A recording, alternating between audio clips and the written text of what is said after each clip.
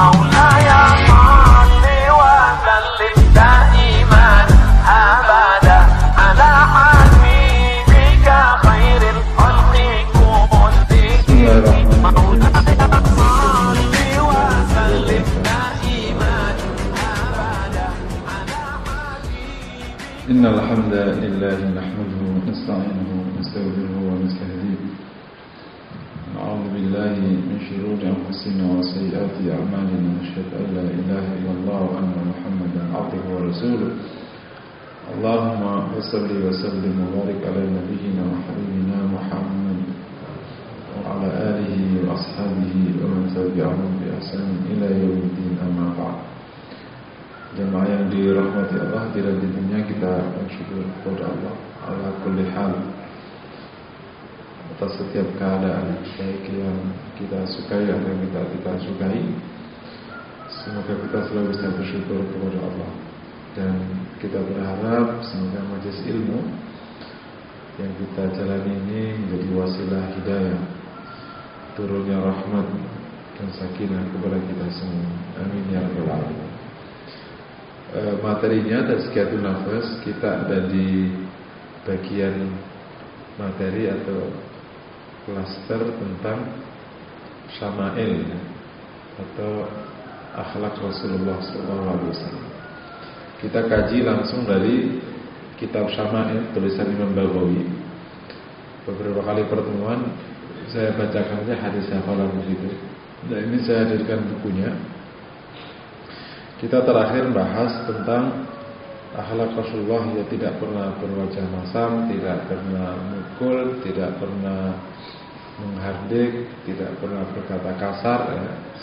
Nah, sekarang kita akan bahas beberapa hadis yang lain dan masih banyak. Ini buku ini 2 jilid, tapi nanti kita bahas tentu sebagiannya, tidak semuanya. Kita bahas dari bab yang ke-15, karena bab 1 sampai bab 14 itu tentang sifat fisiknya Rasulullah. Nah, sementara bab 15 ke atas itu tentang akhlak Rasulullah atau hari-hari Rasulullah SAW. Perlu dipopulerkan bab ini atau syama'il ini karena selama berpuluh-puluh tahun, mungkin beratus tahun, kaum muslimin terutama di timur ini hanya disodorkan Nabi itu akhlaknya mulia, akhlaknya mulia. Mulianya kayak apa? Padahal itu ada satu kajian khusus dalam hadis namanya Syama'il Muhammadiyah. Pertama kali yang menulis Syama'il itu Imam Tirmidzi. Nah, jadi dulu para ulama hadis itu kan ketika permulaan terjadinya penulisan hadis yang di tahun 160-an saat khilafah itu dipimpin oleh Umar bin Abdul Aziz. Kalau nggak salah itu khalifah kelima atau keempat dari Bani Umayyah. Ia perintahkan menulis hadis. Kemudian terjadi penulisan hadis. Mulailah saat itu hadis yang selama ini ada di hafalan masing-masing orang, kan dulu sahabat menghafal hadis, berputar di antara mereka. Karena tradisinya bukan tradisi nyatet, ya. Tradisinya tradisi hafalan, beda tradisi. Dan kelebihan tradisi orang hafal itu orangnya jujur. Jadi yang dipegang mulutnya. Kalau sekarang yang kita pegang catatannya, mulutmu nggak ada artinya. Pak, aku kemarin pesen besi 100 batang. Buktinya mana? Ya, buktinya ini, omongan ini nggak dipakai. Ya. Jadi ketika tradisi catat mulai muncul, mulut nggak ada artinya. Jadi engkau tidak lebih berarti daripada catatan. Kertas lebih berarti daripada engkau yang S2, S3 itu. Nah, kalau zaman itu tradisinya hafalan aja. Sampai ada perintah dari Amirul Mukminin itu. Nah, maka dimulailah buku. Mulailah ada muwatta nulis gitu. Tapi waktu itu pembabnya, klasifikasi temanya itu masih umum, muwatta masih umum gitu. Mulailah terjadi klasifikasi lebih spesifik. Itu setelah ditulis buku sunan. Sunan itu khusus hukum. Nah, terkenal lah Sunan Tirmidzi, Nasai, Ibnu Majah. Kenapa? Karena kebutuhannya udah kan buku-buku yang umum sudah ditulis tuh, Muwatta, Bukhari sebelumnya. Terus juga Musnad Imam Syafi'i. Jadi ada yang nulis berdasarkan hadis orang per orang gitu. Musnad itu gitu. Misalnya Abu Hurairah itu punya berapa hadisnya, udah Abu Hurairah semua gitu. Terus nanti nulis tentang hadis yang dari Anas bin Malik. Jadi seluruh hafalan Anas bin Malik tulis saja. Jadi basicnya orang per orang, perawi. Nah setelah orang per orang kecatat, basisnya tema. Nah yang mengumpulkan seluruh tema namanya buku Al-Jami'. Ya makanya hadis Bukhari itu Al-Jami' As-Sahih. Nah, terus mulai setelah buku itu ditulis, yang temanya semuanya tadi, mulai ada yang spesifik. Sunan dimulai, Tirmidzi, Nasai. Nah setelah Sunan, spesifik-spesifik yang lain bermunculan. Ada khusus nulis masalah Asyratus Sa'ah, khusus termasuk yang nulis khusus tentang Syama'il Rasulullah. Imam Tirmidzi pula yang memulai khusus ngumpulin hadis yang dari yang sudah ada dijadiin buku Syama'il. Karena ini salah satu klaster materi hadis tentang akhlak Rasulullah di hari-hari. Setelah ada Tirmidzi, terus ada yang lain, salah satu yang juga besar namanya Imam Al-Baghawi agak akhir. Kelebihannya buku ini agak luas dan khusus yang kita pegang ini sudah ditahqiq oleh Arnaud kalau nggak salah, sehingga insya Allah hadisnya sudah dinyatakan sahih. Kalau tidak yang sahih nggak dimasukkan, kalau nggak salah gitu. Kita sampai ke hadis yang ada di depan Bapak Ibu semua. An Aisyah radhiyallahu taala an. Ini kayaknya.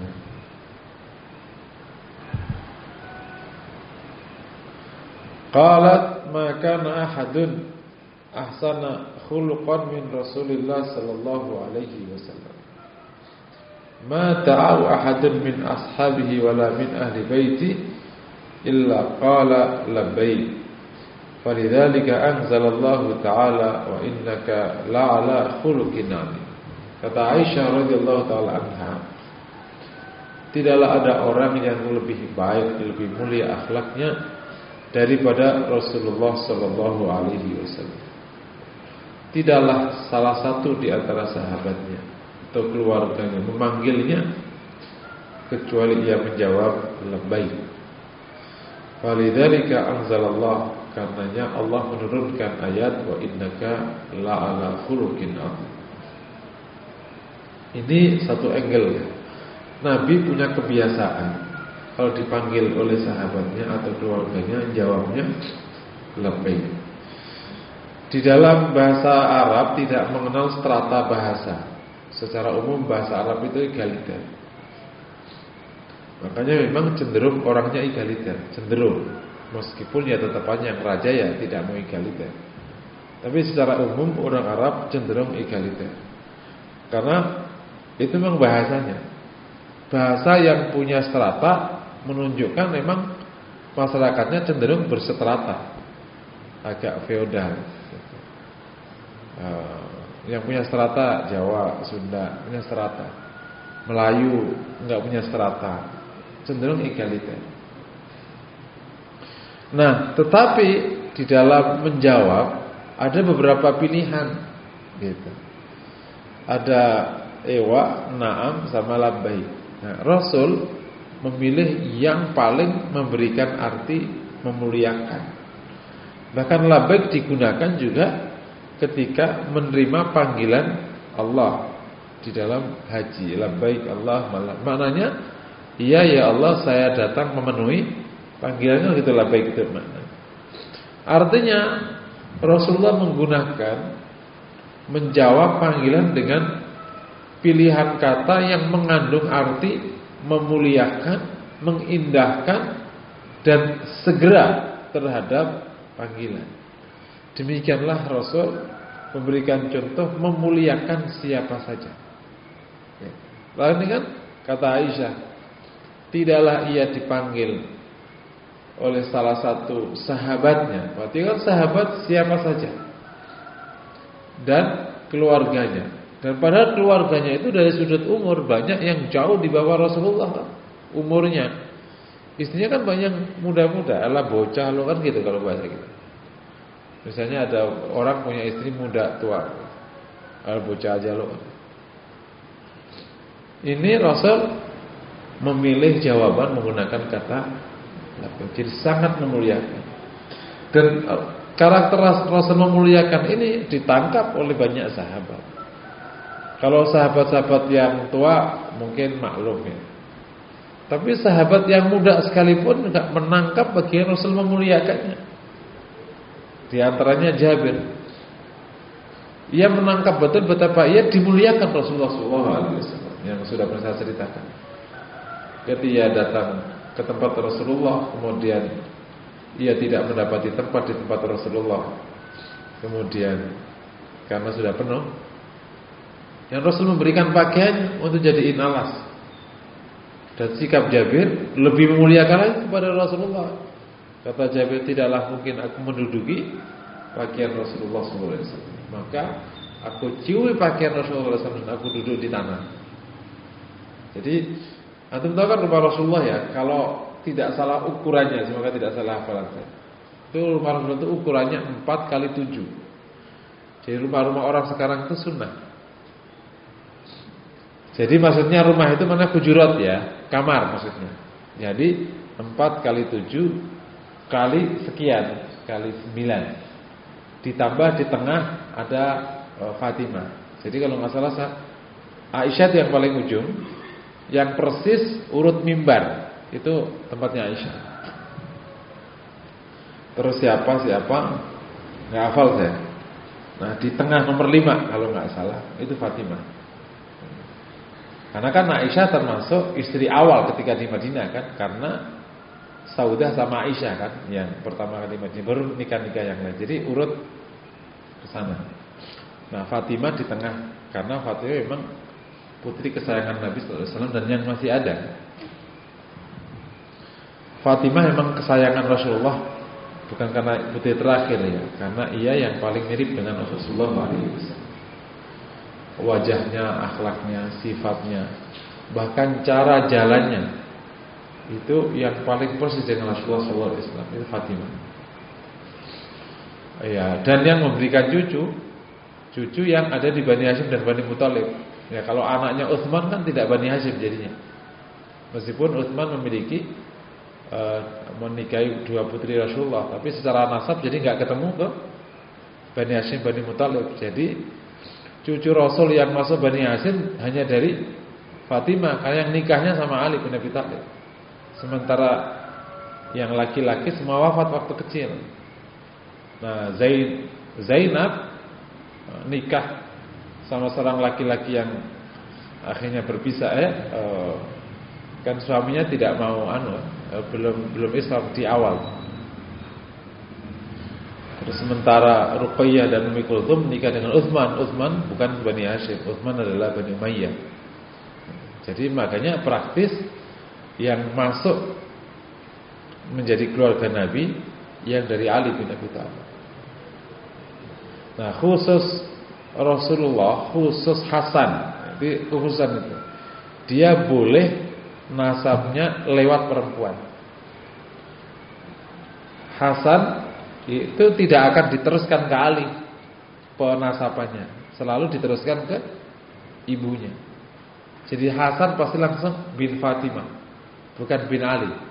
Karena kalau Ali ketemunya Abu Thalib. Nah, jadi Hasan ibn Fatimah binti Rasulullah SAW. Jadi khusus Rasulullah itu anak perempuannya bisa dilewatkan ke Rasulullah. Tapi nggak tahu para ulama kenapa.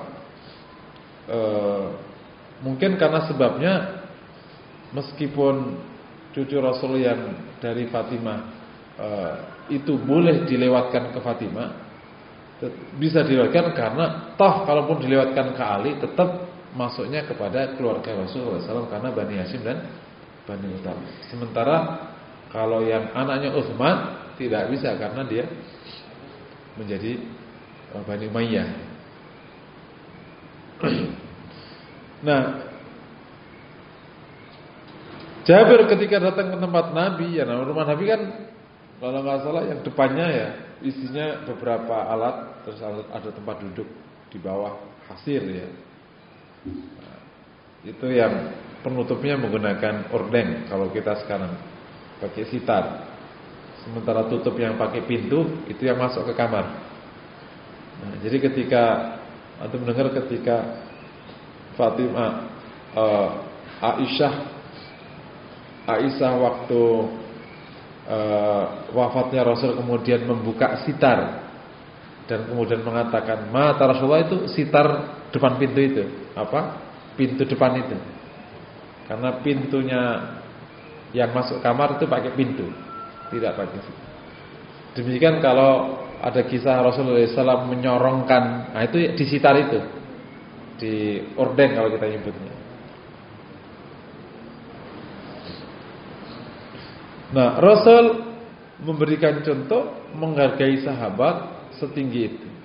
Nah, ini adalah akhlak atau karakter yang ditinggalkan Nabi, dicontohkan Nabi kepada kita semua. Semoga kita bisa mencontohnya, sangat menghargai orang, memuliakan orang, siapapun dia.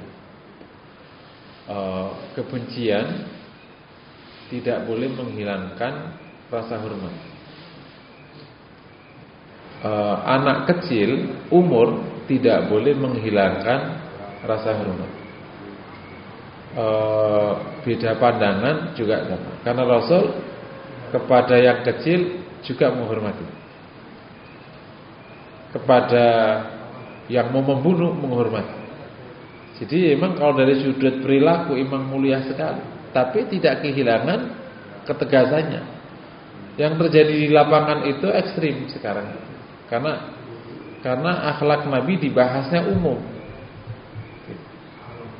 Ada ekstrim yang ke kiri, itu lembut sampai persepsinya dan maknanya jadi lemah.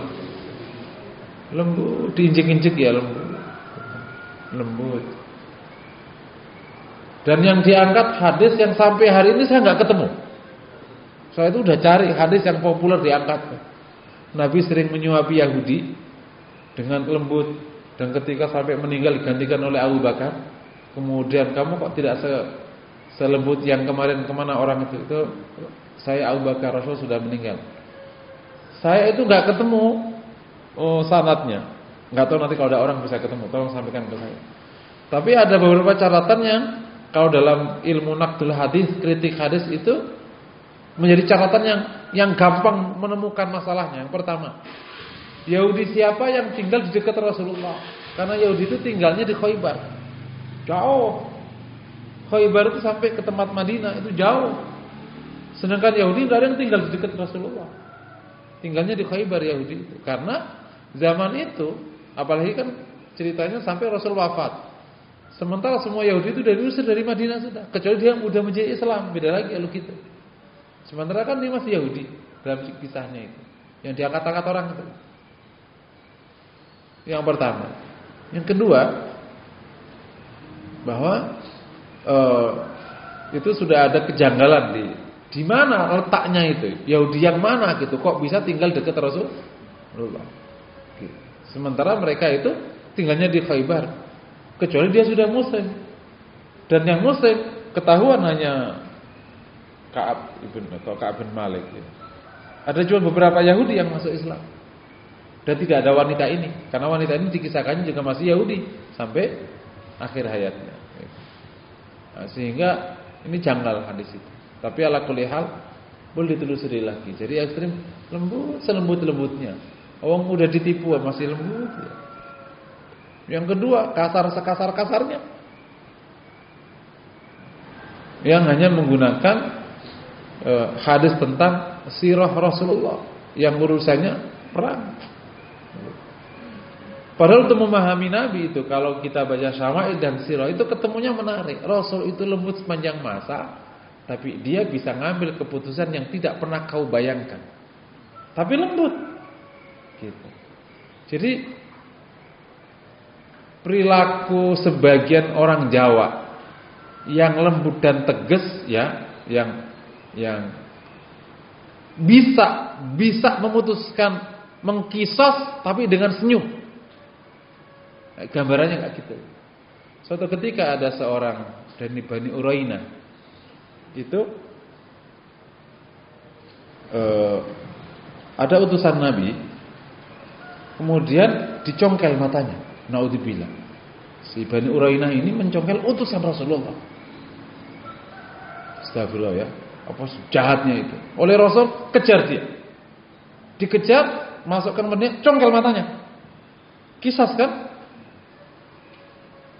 Orang lembut bisa nggak melakukan itu? Harus bisa, karena ini hukum. Bukan sekedar kisas dibunuh, karena dia mencongkel mata utusan Rasulullah. Jadi kok bisa? Itulah di salah satu ayat wala ya'khudhukum ra'fatun fi dinillah. Jangan sampai kelembutanmu dan kasih sayangmu itu melanggar dalam urusan agama Allah. Jangan sampai mempengaruhi keputusanmu dalam agama Allah. Nah ini yang satu ekstrim sebelah kanan sana. Semua aja dikerasin. Yang satu semua aja dilembutkan. Makanya perlu lebih komplit ngajinya. Nah, kalau Syama'il nih lembut-lembut. Nanti kalau sirah tegas-tegas. Jadi akhirnya tapi tetap senyum, lembut seperti yang nanti kita tegur. Nabi tidak pernah mukul kecuali waktu perang. Tidak pernah mukul apapun Rasulullah. Enggak pernah mukul sesuatu, enggak pernah mukul wanita, enggak pernah mukul pembantu. Rasul hanya mukul pas perang. Lah ini yang satu pas perang saja enggak mukul. Yang satu mukul sepanjang masa, ceramah aja mukul. Gebrak-gebrak meja. Enggak ngaruh kayak gitu. Digebrak. Paham ya? Ini perlu. Jadi Nabi ke dalam kajian itu sangat moderat kalau di kajian kepribadian. Lembut, tapi dimensi ketegasannya Anda tidak bisa bayangkan. Ketika terjadi kan salah satu tawanan di perang Badar itu punya hubungan dengan mantan suaminya Saudah. Kan suaminya Saudah itu meninggal waktu pulang dari hijrah dari Habasyah. Nah, salah satu yang background Rasul menikahi Saudah itu dua backgroundnya. Yang pertama, Saudah dianggap cukup umur untuk merawat keluarga Rasulullah. Berarti orang yang sudah sangat dewasa. Dan dikenal Saudah itu orang yang sangat penurut, orang rumahan, ngurus rumah. Saudah. Jadi wanita yang sangat berakal dan posisinya itu di dalam. Emang sifatnya gitu. Jadi ketika Rasul menikah Saudah itu emang pas banget. Nah, itu salah satu alasannya. Yang kedua, padahal bapaknya Saudah masih belum beriman saat dinikahi Rasulullah itu. Tapi ketika dilamar Nabi, kata bapaknya, kalau engkau yang melamarnya, aku akan izinkan. Karena udah dikenal Rasul memiliki kemuliaan akhlak. Jadi anaknya tidak bakal ditelantarkan oleh Rasul. Yang kedua, salah satu pilihannya adalah karena Saudah itu ikut hijrah ke Habasyah dan suaminya meninggal. Akhirnya pulang menjadi seorang janda di tengah keluarga kafir. Karena bapaknya masih kafir, kakaknya masih kafir, semuanya bayangin aja.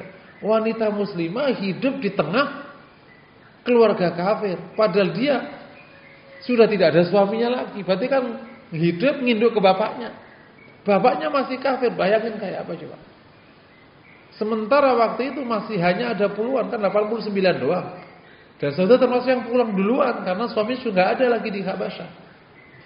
Masya Allah. Betapa beratnya sebagai seorang pemimpin bertanggung jawab atas, kalau dalam bahasa ini, anggotanya yang sudah memeluk agama baru ini sementara memiliki masalah, terancam agamanya di tengah keluarganya yang kafir, naudzubillah, dinikahi. Nah, saat di perang Badar itu ada salah satu dari keluarga atau adik kalau nggak salah dari mantan suaminya. Kan ini kan diikat kan, si anu ini kan diikat. Dan ditempatkannya itu pas di lorong Rasulullah, di lorong antara rumah Rasul dengan masjid, ditempatkannya itu kan ada yang ditempatkan di tiang masjid, ada tingkatkan, ada ini ditempatkannya. Suatu ketika Saudah itu bicara baik sama dia. Saudah. Ya mungkin si bapak ini, tolonglah ke Rasulullah diringankan hukumanku, kayak mungkin bahasanya panjang tuh kita pembicaraan antara laki-laki dengan Saudah. Rasul lewat. Gitu. Ini coba ya, ini kasih sayang yang tidak lebay. Rasul kan sangat lembutnya tak terkira. Ketika Saudah bicara, kata Rasul, ya Saudah, langsung. Maksudnya mau meringankan hukum sementara belum ada, langsung ditegur oleh Rasulullah Saudah. Dan langsung diikat lebih kencang lagi diikat. Karena khawatir dia akan lari, karena kemarin udah lari. Jadi orang ini itu nipu awalnya. Jadi pada waktu sudah dibawa, ternyata dia minta izin untuk pipis. Nah, diizinkan. Pas diizinkan pipis, nah etikanya ketika pipis kan menghadap kebalik. Si sahabat yang ditugaskan untuk membawanya itu. Begitu dikasihkan balik, pas pipis balik, nggak ada, lari, udah cepet kabur. Kata Rasul, kejar dia, dikejar. Nah itulah akhirnya dihukumnya diikat itu. Karena tidak jujur, nggak jantan. Jadi Rasul nggak goyah, kelembutannya tidak melampaui batas hukum. Juga sama kerasnya tidak melalui batas kehormatan. Keren nggak tuh akhlaknya? Dasar. Nah umatnya ini, kita ini kalau lembut jadi lebay. Lebay itu berarti adiknya alay. Lebay kan alay. Yang keras, masya Allah, naudzubillah, apa aja keras, nggak lembut-lembutnya aja. Dan bangsa ini bisa diajak bicara baik-baik. Nggak tahu ya, menurut saya, minimal menurut saya. Yang lain nggak tahu. Setahu saya orang Indonesia itu bisa berubah kalau dibisikin. Kalau dibentak dia ngelawan.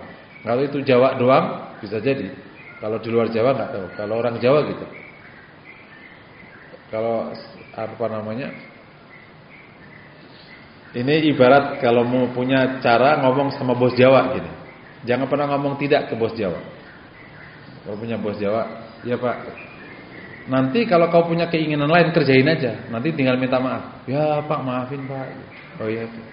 Tapi kalau Pak jangan gitu Pak. Oh kamu akan ditindak. Nah, itu benar apa salah? Kalau saya analisnya orang gitu. Jadi dulu para wali songo itu paham betul nih perilaku ini gitu. Lembut, baik, digiring gitu. Sampai kena hatinya. Meskipun rumus ini di mana saja bisa dipakai gitu. Tapi orang Jawa itu bisa melakukan sesuatu hanya karena tidak enak sama kau. Buatlah dia enggak enak sama kau karena saking baiknya kau sama dia. Jangan dibalik, kita nggak enak sama dia. Saking baiknya kita sama dia, dia bisa tidak enak. Akhirnya ya udah ikutlah. Baik banget sama dia, dia baik banget. Gitu ya sudah. Nah budaya ini harus dipahami di dalam urusan dakwah. Dan harus diakui bahwa banyak di strategi dakwah kita yang belum berbasis budaya. Menurut saya itu punya komunitas budaya. Mungkin saya ini agak multi talent kan ya. Ya di budaya, di apa. Saya komunitas budaya dan banyak sekali kebaikan-kebaikan muncul dari proses berbudaya, gitu. Yang kenaknya itu jadi enak dan kokohnya tak terkira. Komunitas budaya itu. Dulu awal-awal ketika belum tahu kelompok musisi, pemusik itu kan takut banget kita. Pemusik itu kan nggak semuanya ganteng kan? Kalau ganteng jadi artis kan? Musisi kan rata-rata biasa. Bahkan kadang tato-tato. Tapi kalau kita sudah bergaul sama mereka, lembut sekali mereka itu. Dia memiliki emosi yang baik kan. Kalau enggak jadi musisi dia. Itu kalau kita enggak bisa menyelami, ya tengkar sama dia. Tapi menyelami, masya Allah, taatnya tetap kita. Bisa sholatnya lebih rajin daripada kita. Kalau sudah kesentuh. Ada salah satu orang daerah situ ketika taubat umroh itu tidak meninggalkan Ka'bah 24 jam. Dia udah depan Ka'bah aja, terus makanya suruh bawain temennya. Untuk gimana caranya nggak tahu tuh. Dia nyebut namanya ekstasi spiritual. Ketika diajak pulang 7 hari itu, dia nggak mau pulang. Udah waktunya pulang, hanya pulang. Segitunya itu orang musisi itu. Makanya lebay orang musisi itu karena pakai emosi ya. Menyanyi urusan istri orang aja bisa nangis. Lah kan istri orang. Misalnya yang nyanyi itu kan punya suami, tapi menyanyikan lagu putus cinta kan harus nangis kan? Kan lebay itu. Yang putus siapa? Kenapa aku jadi nangis? Nah, itu di hari-hari juga bisa kayak gitu kan. Intinya kembali ke tema Rasulullah sallallahu alaihi wasallam dengan contoh memuliakan, dan salah satu implementasi memuliakan itu adalah menjawab panggilan seorang menggunakan kata labbaik. Nah, sehingga kalau di dalam dunia parenting itu cara menjawab itu ada teknisnya. Yang pertama, tidak boleh lebih dari panggilan yang kedua. Ini nggak tahu nih penelitian dari mana. Kenapa kok nggak yang ketiga? Yang kedua. Jadi kalau sampai yang ketiga itu sudah dianggap tidak menghormati. Apaan sih? Lah udah ketiga, apaan sih? Oh udah. Itu nanti kita kalau manggil dia ya dibalas begitu. Waktu kita udah tua dia, Dek, apaan sih Pak? Jadi gak enak ya. Yang kedua, harus memberikan jawaban yang memuliakan. Meskipun khusus bapak-bapak, karena otaknya fokus ya, bapak-bapak itu kan di otaknya itu tidak bisa mendua. Ini analisis siapa nggak ngerti. Apa untuk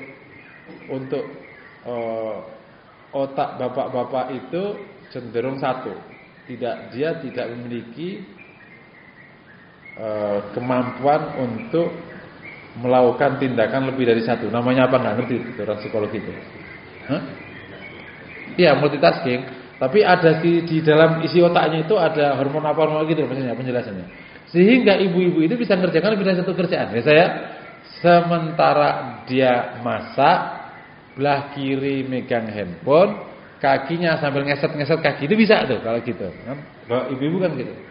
Nyopir, bikinin susu sambil ngademin anak. Masih bisa. Nah, itu istri saya. Bikinin susu sambil nyopir itu masih bisa. Kalau bapak fokus. Nah, kalau dipanggil istrinya suka enggak ngeh. Apalagi udah baca koran zaman dulu. Sekarang ya itu harus ditata baik supaya kita tidak sampai kehilangan rasa hormat kepada siapa yang manggil. Yang ketiga, menggunakan nada yang menandakan kehormatan. Mungkin bisa aja pilihan katanya bagus, tapi nadanya, kalau orang Jawa namanya nyengol. Tahu nyengol ya? Mungkin yang luar Jawa ngerti nyengol nggak? Nyengol itu jawabnya ngegas. Kalau orang sini bilang udah apaan sih lu? Itu ngegas. Jadi di panggilan keberapa, pilihan kata dan nada harus bisa menandakan penghormatan. Rasul memberikan contoh labbaik. Nah, secara umum penghormatan atau menghargai seseorang adalah bagian dari karakter yang sangat dominan dari baginda Nabi SAW di semua halnya,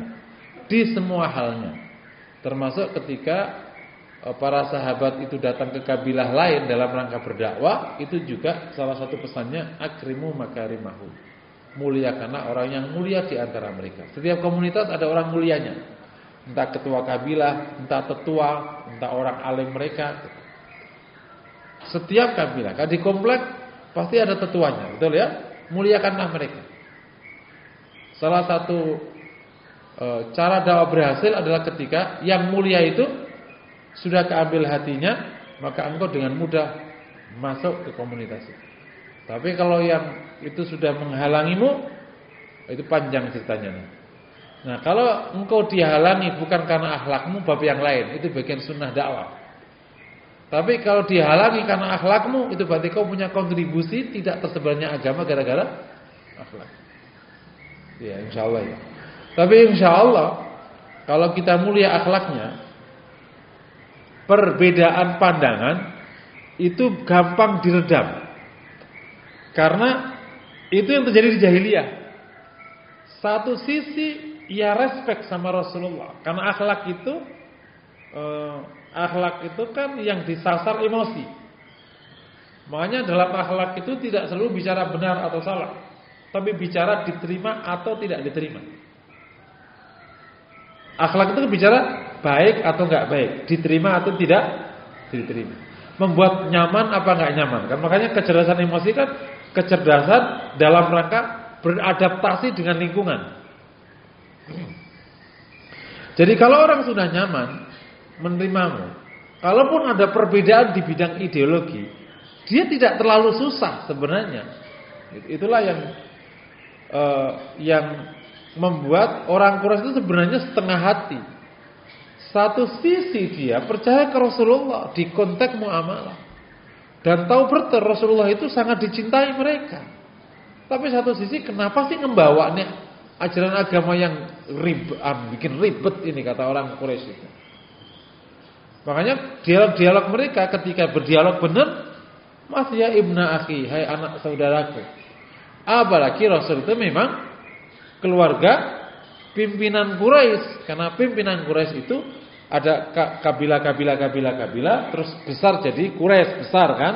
Quraisy itu kan kabilah besarnya, terus ada bani sub kabilah. Nah, yang mimpin Quraisy itu Abdul Muthalib. Dan Abdullah itu anak kesayangan Abdul Muthalib. Kenapa? Karena yang paling baik akhlaknya, yang paling ganteng wajahnya. Dan ialah yang dipersembahkan untuk disembelih saat dia nazar ingin mendapatkan air Zam-Zam. Jadi Muhammad Rasulullah punya sejarah mulia di nasabnya dan di mata kaumnya. Begitu membawa agama ini, langsunglah jadi perkara. Tapi satu sisi ini anak baik banget, tapi satu sisi kenapa sih beda banget? Nah, jadi di dalam keraguan yang dahsyat sekali itu. Akhirnya tapi ujungnya akhirnya Allah Taala berikan hidayah kepada mereka di Fathu Makkah. Kita lanjutkan ya.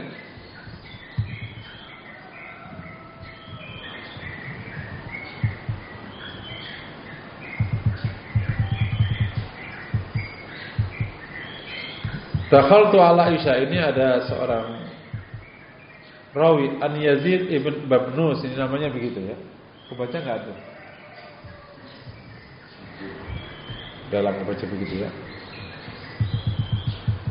Dakhaltu ala Aisyah radhiyallahu taala anha. Saya masuk ke tempat Aisyah radhiyallahu taala anha. Faqultu ya ummul mukminin, ma kana khuluqu Rasulillah sallallahu alaihi wasallam, gimana akhlak Rasulullah sallallahu alaihi wasallam? Qalat kana khuluqu Rasulillah sallallahu alaihi wasallam al-Qur'an. Adalah akhlak Nabi itu Al-Qur'an ya. Tsumma qalat, kemudian Aisyah berkata, ataqra'una suratal mu'minin? Apakah kamu membaca surat Al-Mu'minin? Qulna, kami menjawab, na'am, iya.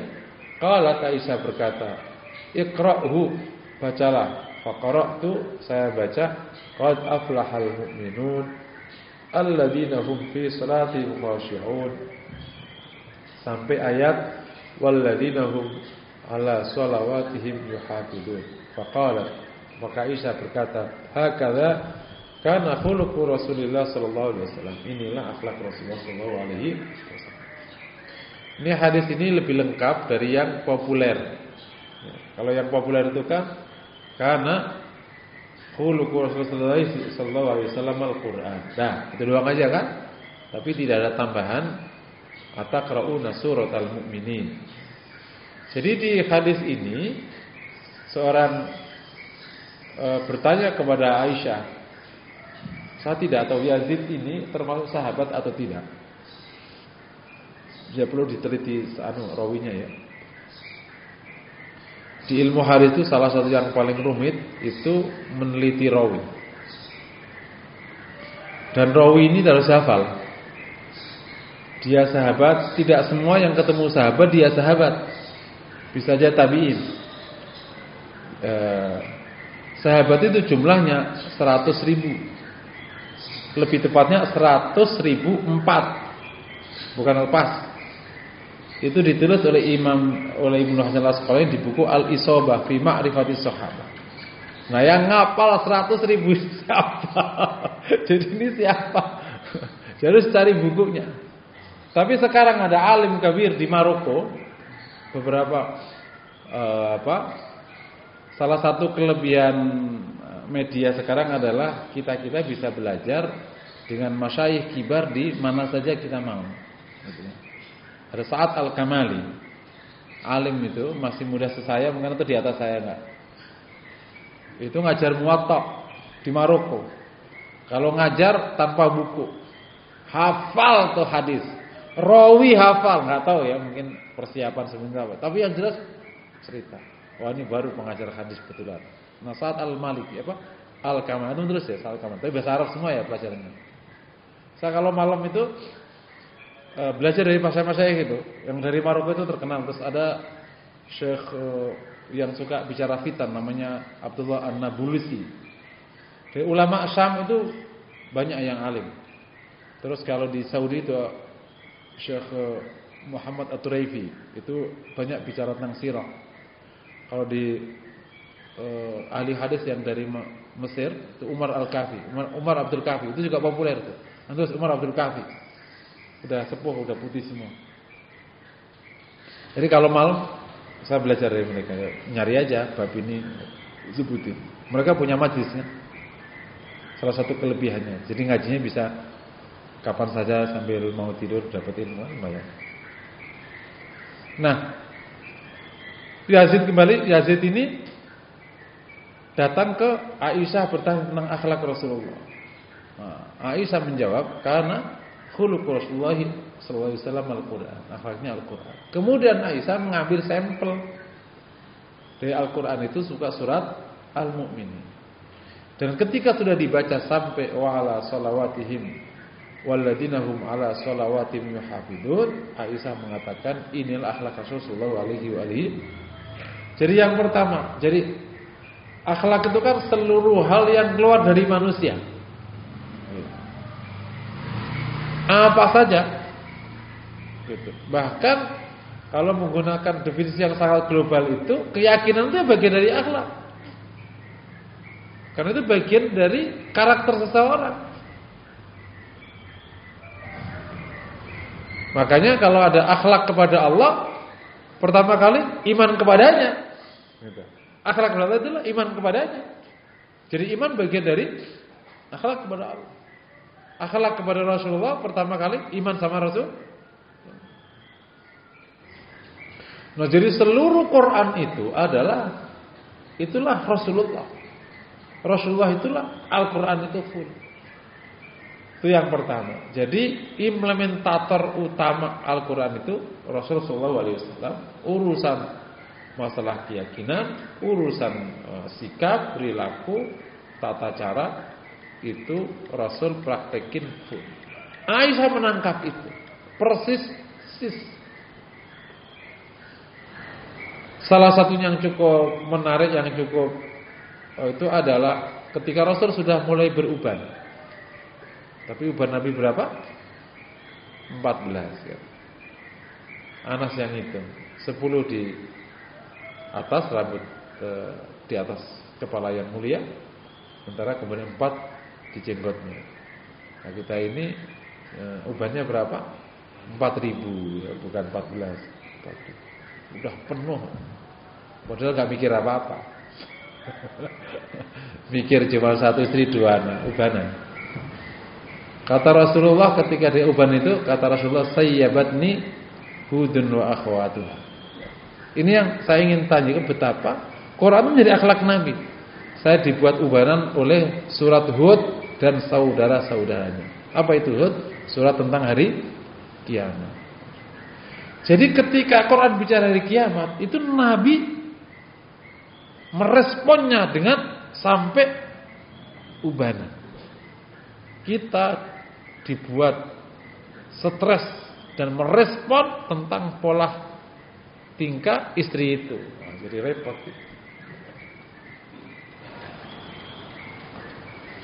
Ada salah satu tanda kiamat yang harus antum jaga. Jika wanita sudah menyuruh para laki-laki. Hati-hati. Itu tanda kiamat. Ketika para wanita itu sudah memerintah laki-laki. Nah, ini kira-kira diperintah wanita atau laki-laki memerintah wanita? Serius tuh. Kok tandanya kayaknya udah kiamat banget. Hampir semua laki-laki yang gagah sekalipun itu begitu, Pak, oh iya siap, gitu langsung. Ketika para wanita sudah memerintah laki-laki. Kan aslinya kan laki-laki memerintah wanita. Ketika para istri sudah lebih dominan daripada laki-laki, ya itu sudah merupakan tanda kiamat.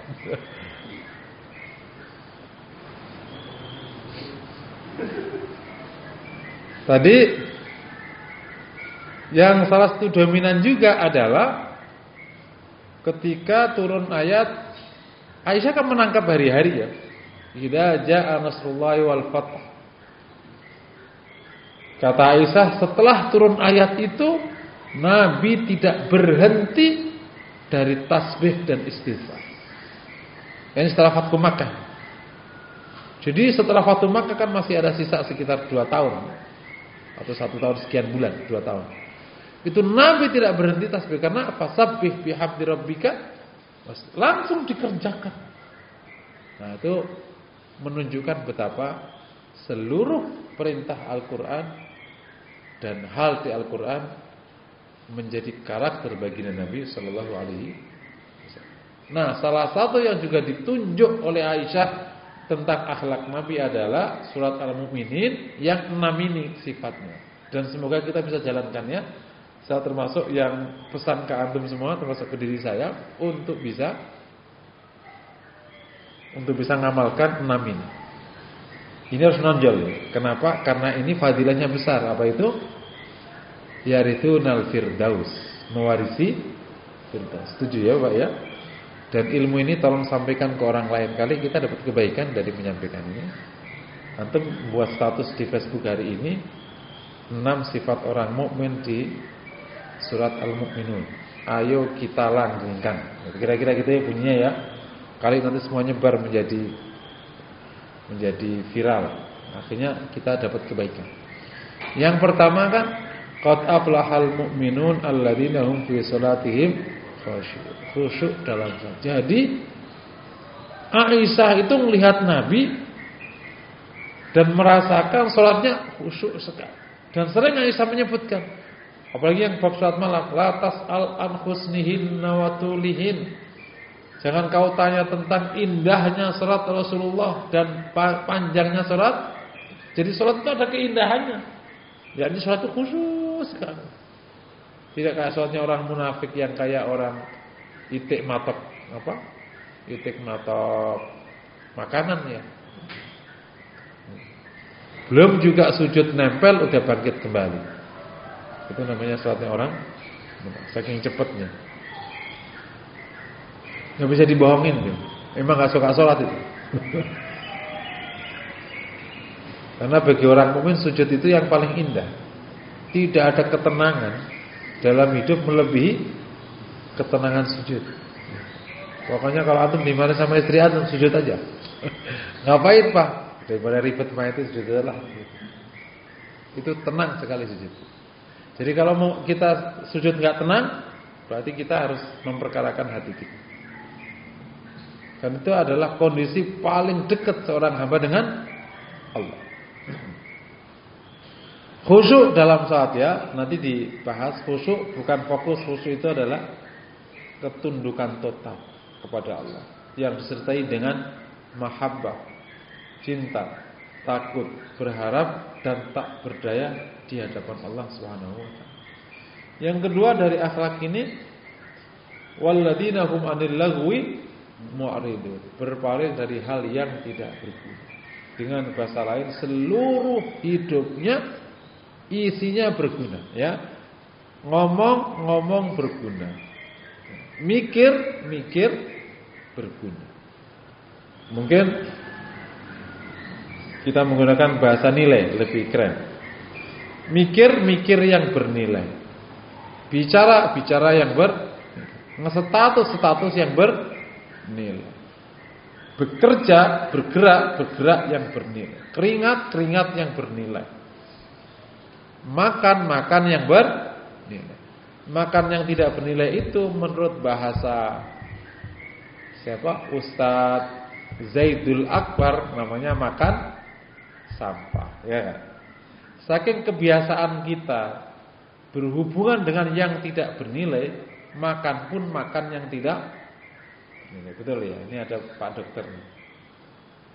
Makan yang tidak bernilai namanya makan sampah. Nah, kalau kita menggunakan bahasa ini, kita teruskan. Jangan ngomong sampah, status sampah, mikir sampah, bergerak sampah. Nah, kalau seluruhnya isinya bernilai, tidak nyampah, berarti engkau bukan sampah.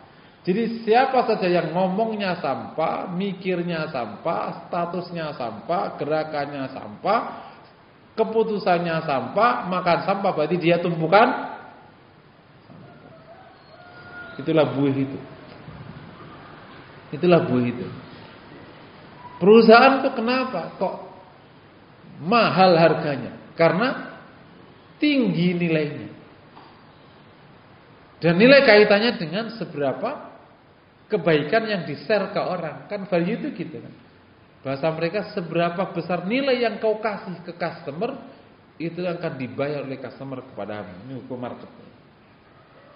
Nilai apa? Seberapa manfaat yang kau share ke customer, itulah yang, seberapa manfaat yang bisa share kepada manusia, itulah nilaimu di mata mereka. Seberapa besar manfaat kita tebar di dunia, itulah nilaimu di sisi Allah Subhanahu. Nah, kalau orang mukmin begitu tinggi nilainya, berharga. Jadi kumpulan orang bernilai, orang berharga, bukan kumpulan orang sampah. Nah, gitu. Ya pantaslah mereka kayak gitu, itu pantas. Ya, kalau Rasul, salah satu kelebihan sahabat itu kan hari-hari melihat Rasul kan, oh Rasul gini, tinggal ditiru ya, bagi yang bisa niru. Nah, kalau sekarang ya, kita dengar hadisnya, jadi oh berarti kalau ngomong begini, kalau ngikutin aja. Terutama yang deket-deket sama Rasulullah, yang sahabat-sahabat mulia itu, ya pantasan kan. Langsung terserah, karena Nabi itu kan punya daya tarik. Orang-orang nanti kalau bicara memukau memang, nggak panjang tapi tek. Karena melihat kalau Nabi bicara kayak apa, kalau Nabi ngomong gimana, kalau ketemu orang gimana, tinggal ngikuti aja kan. ATM dituntun oleh orang paling mulia dalam hidup. Kalau ketemu orang kafir gimana? Oh gini ketemunya caranya. Itu kan kalau di dalam ilmu diplomasi kan panjang itu ceritanya. Tatapan mata dibahas, salaman dibahas, cara membongkokkan ini dibahas. Nah, sahabat yang lihat aja, oh Nabi begitu, tinggal ngikutin persis. Teorinya belakangan. Baru ketemu teori kan 14 abad setelahnya. Kok bisa ada orang ngomong terus berubah pikiran, itu gimana? Berarti kan ada tekniknya tuh. Tatapan wajahnya, mau cara gimana, cara milih kata, cara bergerak, cara apa. Ngikuti aja. Sehingga lahir sahabat-sahabat mulia itu. Sekolahnya siapa? Langsung ke Rasul. Ya, jadi masalah kan kita sekolah di sekolah, dia aja nggak selesai urusannya. Kita punya dosen ngajar di kita, dia nggak selesai urusannya. Guru marketing, dia nggak pernah jadi marketing. Itu gimana? Aku pernah punya dosen apa itu dulu? Urusan bisnis lah ya. Nah, dia aja nggak punya perusahaan, mengajarkan kita bisnis. Itu namanya rumus sukses dari orang gagal. Sama dengan gagal. Hati-hati ada rumus sukses. Makanya kalau antum ikut-ikut motivator itu motivasi. Tanya dia, Bapak ini apa? Oh kalau gitu mah enggak lah. Saya tidak mau ikut rumus sukses dari orang gagal. Jangan mau. Karena ada rumus sukses dari orang sukses. Terus ada rumus sukses dari orang bapak gagal bikin rumus ke anaknya. Dek, kamu gini. Bapak gagal, kok bikin rumus gimana? Lah gimana bisa? Dek, jadi orang itu begini, Dek. 1, 2, 3. Lah bapak aja banyak musuhnya. Lah gimana? Aku ngikutin. Jangan sekali-kali. Nah, kita ini sekolah di tempat dosennya belum selesai dengan etikanya. Lah gimana kita ngikut? Bapaknya belum selesai urusannya. Bapaknya belum selesai urusannya.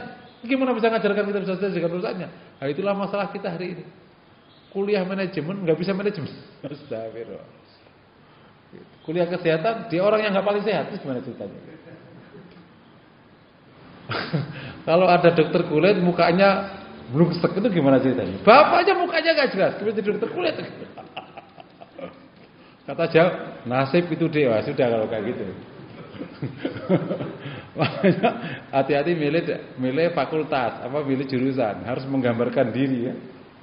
Yang paling berat itu milih jurusan agama. Itu berat. Wow. Saya termasuk dulu yang tidak mau sebenarnya. Berat gitu. Saya ke Madinah itu kan masih nawar ke bapak saya, Pak jangan ke Madinah dong Pak, diterima sudah. Berat. Tahu betapa resikonya setelah belajar dari sana. Kata ibuku, udah ke Madinah aja, ke Madinah. Aku nggak mau, aku ke sekolah tempat lain. Madinah aja. Yang ikut lah gitu. Berat. Yang paling berat itu belajar agama, karena harus menjadi implementator pertama, contoh dari apa yang diajarkan. Ala kulli hal semoga jadi barokah kita semuanya. Yang nomor 3, setelah berpaling hanya tidak berguna adalah walladzina hum lizzakati menunaikan zakat. Artinya ya bayar zakat, ya artinya kita zakat berikutnya nanti sedekah. Karena Rasul disebutkan di bab yang lain sangat dermawan. Enggak ada barang yang tersisa di dunia sampai wafatmu enggak menyisakan. Saking dermawannya. Apakah dermawan itu butuh punya? Enggak harus. Ada orang enggak punya dan dermawan. Siapa dia? Imam Syafi'i. Imam Syafi'i itu kan enggak punya. Tapi oleh orang semua menyebut Syafi'i itu sangat dermawan. Loh kok bisa? Setiap ada sesuatu, orang enggak punya kan berarti enggak selalu enggak punya kan? Pasti pernah ada sesuatu. Setiap punya sesuatu dikasihkan ke orang. Saking dermawannya.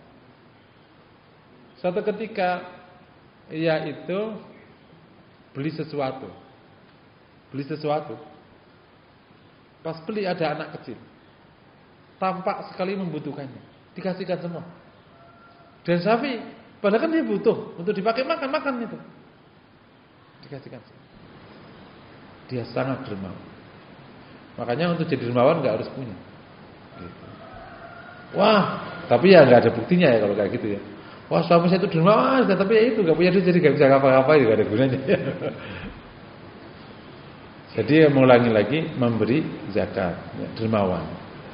Dari zakat dan seterusnya. Yang berikutnya menjaga amanah. Ya, menjaga kehormatan dulu ya. Wa'adina li furujihim hafidun. Dia menjaga kehormatan. Makanya di konteks ini bagi laki-laki di konteks ini hanya jalan halal yang kita jalankan. Kalau memang mohon maaf nanti jangan kalau memang tidak bisa kecuali harus lebih dari satu, tidak boleh jalan haram. Harus halal. Itu keren karena sudah dikasih jalan. Dia bisa menjaga kehormatan. Yang nomor 5 menjaga amanah. Nah, amanah itu ada 2 kategori. Ada amanah Allah kepada hambanya dan ada amanah seorang hamba kepada sesama hamba. Amanah Allah kepada hambanya ada 2. Yang pertama amanatul Islam, amanah Islam ini wajib kita jaga. Salah satu bentuk menjaganya menjalankannya. Salah satu menjaganya adalah merawat agama, jangan sampai hilang. Karena nanti bisa jadi kalau nggak dirawat agamanya ini hilang. Yang kedua amanah Allah selain agama kepadamu, kayak diamanai anak, diamanai badan ini. Ini kan diamanai oleh Allah, badan kepada kita, dijaga. Diamanai istri, diamanai harta oleh Allah, dipastikan dipakai dengan. Itu namanya amanah Allah kepada kita. Nah, terus amanah seorang hamba kepada hamba yang lain, ya, manusia kepada manusia banyak sekali. Salah satu contoh yang harus kita jaga, kalau ada orang ngomong gini, Pak, salam ke kawan-kawan, jangan mau. Susah menjalankannya, jangan mau lo, gampang lo. Pak, salam kawan-kawan. Gimana nyampaikannya, gimana coba? Jangan dianggap remeh. Sering ya kayak gitu ya. Jadi, wah sorry Pak, salam ke siapa? Ah itu malah mending bisa ngejalan, nanti aku sampaikan. Kalau ke kawan, mana kawan yang mana?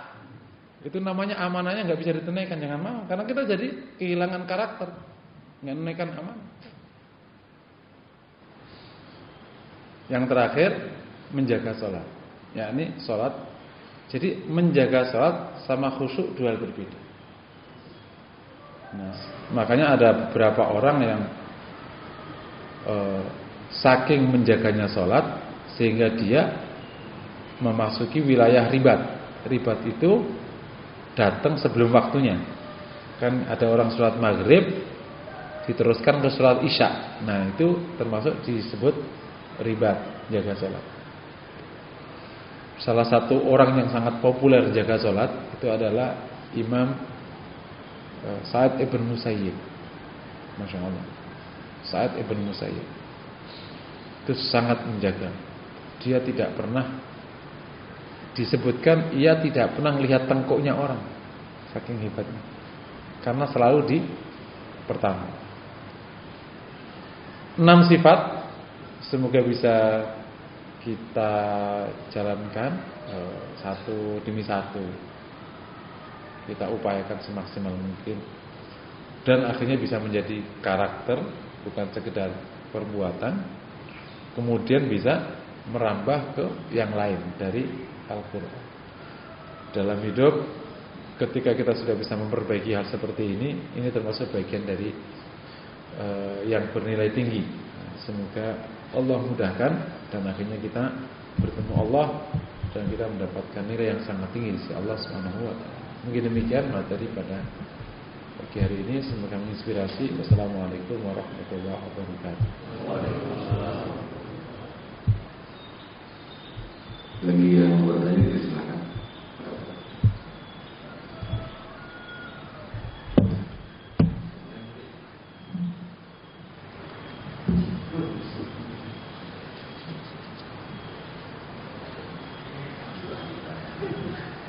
Ini dipaksa. Mohon maaf telat tadi Ustaz. Agak bermasalah perutnya. Bismillah. Assalamualaikum warahmatullahi wabarakatuh. Waalaikumsalam warahmatullahi wabarakatuh. Tadi menarik yang disampaikan oleh Ustaz Muhyiddin terkait dengan sumber referensi kajian akhlak Rasul. Karena saat orang melihat atau membacanya sirah memang cenderung keras ya. Kalau baca ini dan itu baru saya sadari memang waktu saya sampaikan. Jadi bisa jadi selama ini orang itu karena kurang referensi sehingga tidak bisa memahami esensi Rasulullah, karakter Rasulullah itu utuh. Nah, dan sejauh yang kemarin memang saya membaca lebih banyak ke sirah di sirah itu suasananya keras terus. Kalau kita membaca ini kan ada sisi di mana kelembutan itu ini yang menarik tadi yang saya coba masih belum betul-betul belum bisa pahami. Lembut tapi tetap tegas. Itu keluarnya apa ya? Jadi maksud saya apakah memang basisnya pada semata-mata karena hukum saja, atau kalau Rasulullah kan punya kesempatan untuk interpretasi hukum. Nah kalau kita di dalam realitas kehidupan kita sekarang kan kita tidak berhak melakukan interpretasi hukum, tapi lebih banyak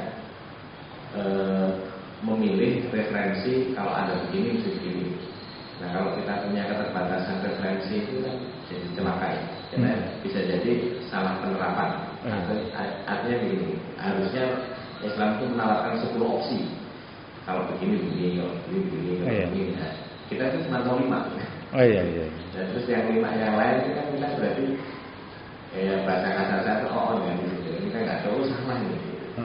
Nah dalam realitas kita untuk menerapkan akhlak yang baik, mungkin apa ya ini? Saya masih belum kebayang ilmu Arab.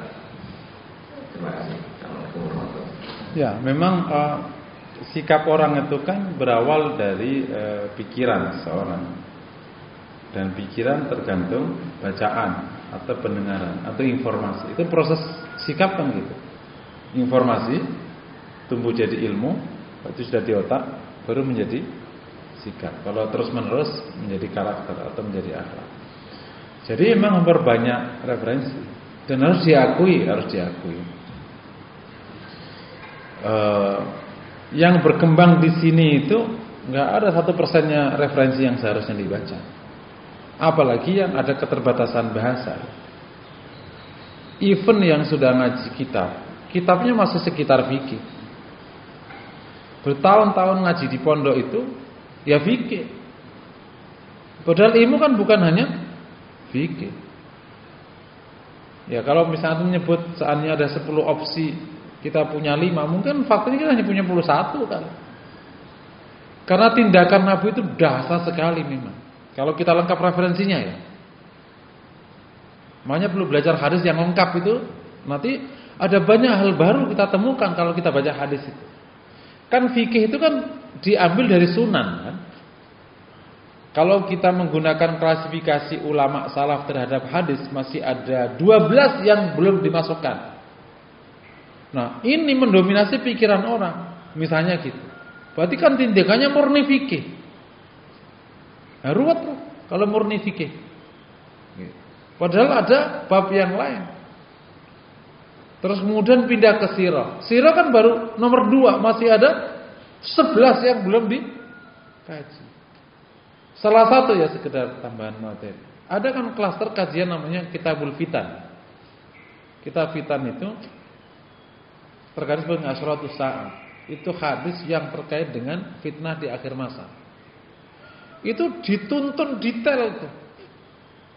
Kalau referensi kita tidak sampai ke situ, referensinya hanya yang entah apa, kita nggak bisa bersikap tepat loh. Karena Nabi itu kalau ada kayak gini, yuk begini gitu. Cuma nanti menerapkannya, ya kadang bisa sholat ya Allah nih yang terbaik apa? Kan di antara referensi ini misalnya gini, ada hadis yang, tapi saya merasakan mulainya. Di situ ada hadis al-qaimu itu khairun Jadi rupa bahasa al-jazm. Orang yang duduk lebih baik dari yang berdiri, berdiri lebih baik daripada yang berjalan. Artinya yang diam tidak ngapa-ngapain lebih baik daripada yang ngapa-ngapain. Dalam situasi itu yang bagus kau diam. Enggak komentar, enggak ngapain. Tapi apakah masa sekarang itu masa hadis ini atau tidak? Nah itu jadi perkara. Tapi minimal kita punya referensi itu. Nanti dibimbing oleh Allah sendiri itu. Bahwa situasi kita diam dulu. Gitu. Terus nanti di sana ada satu hadis yang pernah saya sampaikan di sini. Situasinya kau memilih jadi orang lemah. Kenapa? Karena kalau kau ingin kuat, pilihannya cuma satu, kau harus jahat. Akan ada masa begitu. Nah sekarang kita tes aja di lapangan. Jadi aku bisa nggak jadi orang hebat dengan benar? Tes aja. Oh masih bisa, berarti belum ada pilihan itu. Tapi bener kan? Begitu bisnis, gini. Masuk sini, gini. Mau naik posisi, gini. Mau ini, gini. Ya udahlah, gini aja. Nggak ada pilihan. Kita tidak dikasih pilihan Nabi untuk boleh jahat. Berarti suruh, ya udah. Oh berarti jangan-jangan ya udah. Terus ada orang panjang lebar. Ya pilihannya nggak ada. Itu contoh-contoh nanti. Jadi pertama harus memperbanyak referensi. Dan cara yang paling baik ya lewat bahasa Arab. Kalau tidak ke situ masih terbatas. Karena yang diterjemahkan mungkin nggak nyampe 1% yang diterjemahkan. Itu pun juga kemampuan penerjemah menangkap bahasa aslinya kan tidak akan pernah sempurna. Karena kalau hadis itu Rasulullah yang berbahasa jauh lebih baik daripada bahasamu. Itu pertama kan. Terus bahasa Arabnya Rasul pasti jauh lebih baik daripada bahasamu. Bahasa Arab sendiri kan punya keleluasaan bahasa. Apakah bahasa yang menerjemah punya padanan kata yang persis? Enggak semua. Kita termasuk padanan katanya enggak banyak. Kalau Arab sama Inggris itu mungkin agak berimbang. Tapi kalau Arab, Inggris ke Indonesia, ke Melayu terbatas. Itu padanan katanya. Kita perlu pengayaan bahasa supaya bisa persisi. Indonesia ke Jawa, pasti enggak ketemu. Apa bahasanya prek? Apa itu Pak? Ma ini gimana? Prek. Itu bahasa terjemahnya enggak ada padanan katanya di Indonesia. Bless. Yang kedua, perlu memahami situasi secara baik. Setelah referensi bagus, ini juga punya keterbatasan. Ini keadaan ini cocoknya ditarik ke hadis mana? Kan gitu kira-kira tuh. Kalau di konteks akhlak, ini cocoknya disikapi pakai sikap Nabi yang mana? Nabi pasti, iya Nabi kan diwahyuin. Nah kita kan ikut Nabi. Yang jadi masalah, ini keadaan, ini cocoknya pakai sikap Nabi mana? Kalau berhasil berarti benar, kalau enggak berarti juga gagal, cari yang lain. Nah itulah, kalau seorang hakim beristihad kok salah, tetap dikasih paham. Karena sudah berproses benar. Gitu. Nah, disitulah diperlukan nomor 3. Kedekatan kepada Allah, agar dibimbing oleh Allah dalam memilih. Nah, itu namanya taufik. Gitu. Tidak bisa implementasi terutama di dakwah menggunakan otak murni, ora iso. Nggak bisa. Pertama, keterbatasan referensi. Itu aja sudah mengganggu kita untuk punya opsi-opsi sikap. Yang kedua, keterbatasan memahami situasi. Apalagi kita nih, yang cuma dapat informasi lewat grup WA, ya gimana? Kalau you tidak masuk di pergaulan di level para petarung, nggak ngerti apa-apa. Kalau hanya cuma dari enggak. Kau harus masuk pergaulan mereka. Nah yang repot bergaul sama mereka juga berisiko. Gitu. You masuk ke pergaulan para petarung, bukan para pengamat. Kalau you nggak sama pengamat, ya beda lah. Pengamat ngamatin. Yang menggerakkan kan para petarung ini. Yang bahkan mungkin kalau dalam bahasa beberapa teman khusus situasi sosial politik itu mirip laut. Ada orang-orang besar di laut itu ikannya gede-gede. Nongol sekali habis semua ikan yang di atas. Ada yang bahkan tidak pernah nongol sama sekali. Ada nongol sekali. Yang gemerici di atas ini bukan siapa-siapa ini. Gemerici di atas ini. Yang geger di Twitter di apa? Bukan siapa-siapa itu. Yang di bawah-bawah ini. Ya ini dasar. Kok bisa undang-undang bisa berubah? Dasar. Nah, kalau nggak ikut pergaulan mereka, kamu nggak tahu arus. Bergaul sama mereka berisiko. Gimana coba ceritanya? Belum tentu juga diterima. Sopo kowe? Nah, memahami ini aja belum tentu. Apalagi kalau sudah kasus-kasus global panjang ceritanya. Nah, ini tapi gimana caranya? Ya belajar aja terus. Yang jelas Rasul memberikan contoh padamu jejak keberhasilan. Engkau tidak kasih contoh Rasulmu jejak kegagalan, enggak ada. Jadi kalau kau gagal berarti kau enggak nyunah. Nah, gitu aja aturan. Paham enggak kira-kira? Rasul dakwahnya keren banget.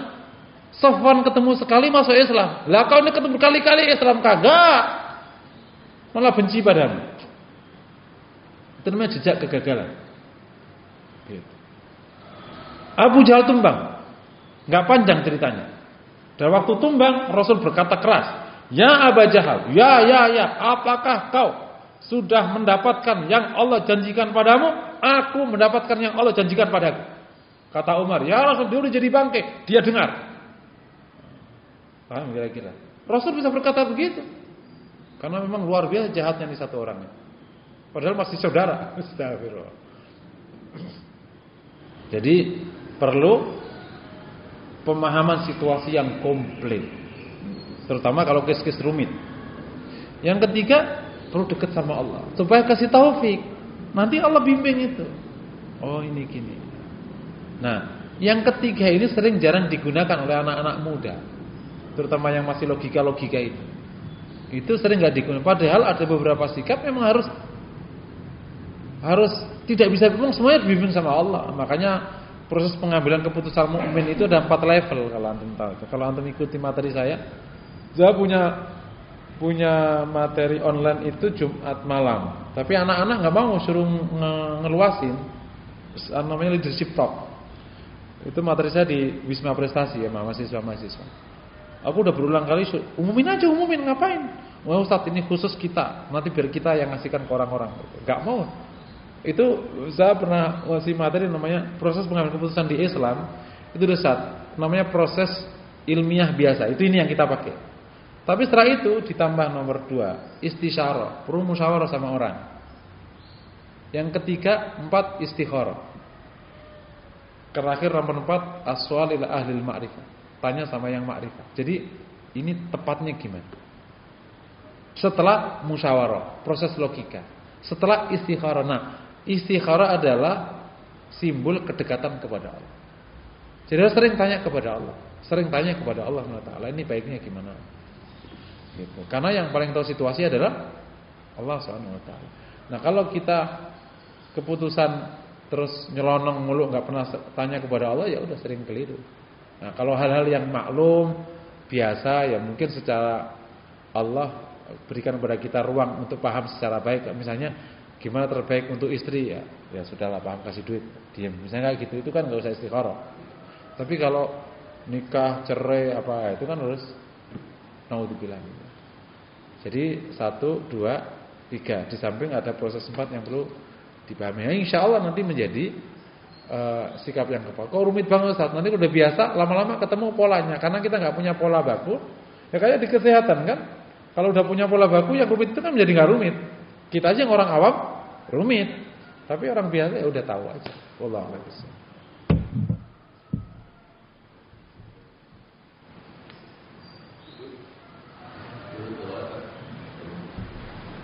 Sudah jam 6 lebih ya, kita akhiri dengan kafaratul majlis. Subhanallah wa bihamdihi, asyhadu an la ilaha illa anta, assalamualaikum warahmatullahi wabarakatuh. Maulaya salli